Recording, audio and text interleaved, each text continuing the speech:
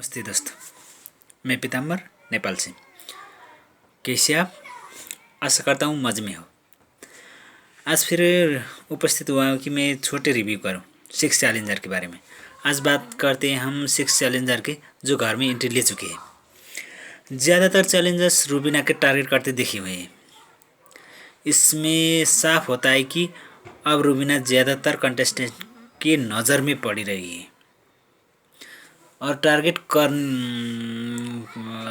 करने वाले चैलेंजर्स, ज़्यादातर चैलेंजर्स चाहे रूबीना को टारगेट करने वाले हैं। इसके हिसाब से तो be strong Rubina and fight with your confident हम बोल सकते हैं।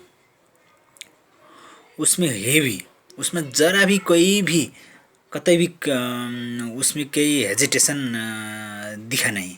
उसमें कॉन्फिडेंट का लेवल ज़्यादातर दिखती है उसकी फेस में। वो शुरू कर चुके भी है। उसने स्माइल से सबके आरोपों को उसका स्माइलले फेडेड करवा दिया है। क्या भन्छ नि मुरझा दिया है। जिसने आके रूबीना के ऊपर टॉन्ट मार के उसका गुब्बारा फुटा के और बातों से उसका तुम ऐसी हो, घर में अंदर ऐसी देखती हो, टीचर के रूप में देखती हो, दीदी के रूप में हो और को औकात बताती हो। ये सब बातों से उसने जुन चैलेंजेस बोले हैं उसने बड़ो स्माइल से, बड़ो कॉन्फिडेंस से स्माइल करके वो सब आरोपों को क्या करवा दिया है, मुरझा दिया है स्माइल से। वो उसमें कैपेबल है। उसका ये बड़ो मज़ेदार कैपेसिटी है उसमें। विकास बड़े मास्टरमाइंड है। वो बंदा दिमाग से खेलता है। वो उसका बातों से ही पता चलता है कि दिल और दिमाग नज़रों से उसने हाउस को रिफॉर्मेशन करेगा। ये तो ज़रूर कह सकते हैं, रीयूनाइट करेगा। उसके उसको जो बिग बॉस ने 5 पॉइंट चैलेंजेस दिए थे, उस चैलेंजेस को एक्शन में भी ले लिया है उसने। जो रूबीना और अभिनव, ज़्यादातर पॉइंट्स था रूबीना और अभिनव के दूर करने में और उसमें मिसअंडरस्टैंड क्रिएट करने में और उन लोगों को पॉइंट ऑफ व्यू में अलग, वो दोनों में अलग करने में उसका योगदान होना चाहिए, ऐसा 5 पॉइंट में उल्लेख किया है। उसको वो चाहिँ एक्शन में ले लिया गया है, जिससे उसने रूबीना से मीठी मीठी बातों से बात करने से ही पता चलता है। उसने शुरू भी किया है, स्टार्ट किया है। जो जैस्मिन और रूबीना के फाइट बाहर देखते हुए मेरे वो बाहर लोग ऐसे कहते हैं तुमको कोई भी दोषी नहीं दिखाया गया है, जैस्मिन ने दोषी दिखती है। ऐसी बात करते उसने रूबीना का पहले कॉन्फिडेंस और भरोसा जीतना चाहता है। दोस्त बना के उसको उसके बाद दोस्त बना के बाद उसको बैट पिचिंग करना है। उसको क्या बोलते हैं, उससे उसका भरोसा जीत के उसी को ही टारगेट करना है। उसका ये तो उसका 1 वीक चैलेंजेस उसने एक्सेप्ट किया है। वो उसने इसलिए शुरू भी किया है।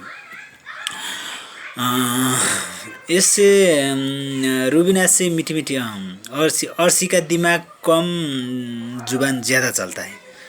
वो शुरू हो चुकी है तो अभिनव से फ्लर्ट करना शुरू कर दिया है। उसका जो कंफर्ट जोन हो, कंफर्ट जोन जिसका होता है उस वो अपने आपका हर एक लोग का एक कैपेसिटी होता है, उसमें वो बड़े मज़ेदार से फिट होता है। उसका कैरेक्टर, अर्शी का कैरेक्टर वो फ्लर्टिंग और में बहुत क्या मासूमियत दिखती है उसमें। वो उसमें फिट भी है।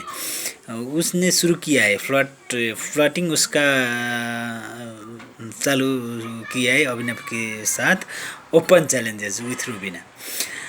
राखी भी दीपक कम फटती ज़्यादा है, जिसमें आवाज़ और धुआं दोनों ही फेंकती है। इससे घर में बड़े ड्रामा और इंटरटेन तो होगा ही होगा दोस्तों। इसमें तो कोई कन्फ्यूज़न नहीं, कोई दुविधा नहीं। और महाजन के राहुल महाजन के शो को बात करो तो सुबह सुबह उनको बोलना देते तो मेरे हिसाब से सुबह सुबह कोई गाना और अलार्म बजाने की कोई ज़रूरत नहीं। वो बजते हो तो सबका कान का जाली फटने वाला है, वैसा आवाज़ उनका कर्कश और हाई वॉल्यूम वाला है। और कौन थे? उनका आवाज़ इतना तगड़ा है कि कमज़ोर शीशे तो उनकी आवाज़ से फूट जा सकती है। ये कह सकते हैं हम। और के कौन मनु पंजाबी बड़ो मिठास और ह्यूमरस नज़र आए हैं। मनु पंजाबी देखने में बहुत मज़ा आने वाला है। उन्हें ये कैरेक्टर जो अब सलमान खान के साथ अंदर रहे कंटेस्टेंट के बारे में उन्हें जो बात कर रहे थे बाहर से, वो बड़ो मिठास और ह्यूमरस के साथ कर रहे थे। उसमें बहुत फिट और स्वीट दिखते थे। अब कैसमीरा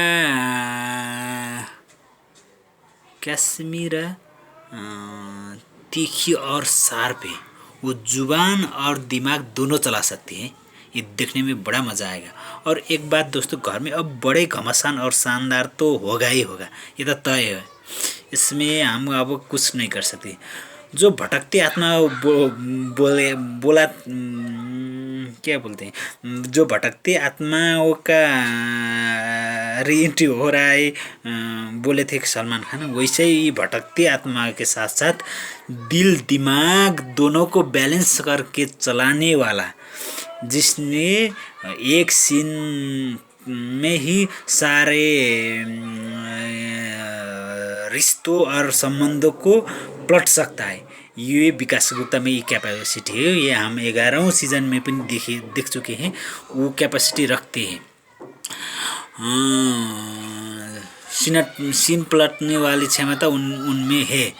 और फ्लड की क्वीन अर्शी, डांस और जुबान की राखी, सही और गलत के फैसला देने वाला मनु पंजाबी, उसमें मज़े लेने वाली कैसमीरा, धुन बजाने वाला राहुल, चांस में डांस मारने वाली रूबीना। आई रिपीट दिस, फिर चांस में डांस मारने वाला कैपेसिटी रखती है रूबीना। इससे रूबीना ने आई होप उसने बहुत फ़ायदा उठाएगी। वो दिमाग बहुत चलाती है उसने अभी तक का सफ़र उसका देखते हुए ये हम कह सकते हैं 1 मैन आर्मी बोल सकता हूँ मैं। अभी तक ये 14 सीज़न को इतने तक लेने में र देखने लायक बनाया था सिर्फ रूबीना और थोड़ा बहुत कंट्रीब्यूशन था निक्की का। 1 मैन आर्मी के रूप में आने वाला है। और आप लोगों ने बाहर से रूबीना को सपोर्ट करना है। यदि आप रूबीना के सपोर्टर हो तो उसका हम अब अंदर कोई मैसेज से कन्वे कर तो नहीं सकते, लेकिन हम बाहर से सपोर्ट तो ज़रूर कर सकते हैं। और आप लोग ये कर सकते हैं कि मेरे लिए थोड़ा सा लाइक, कमेंट और सब्सक्राइब ज़रूर देना। धन्यवाद।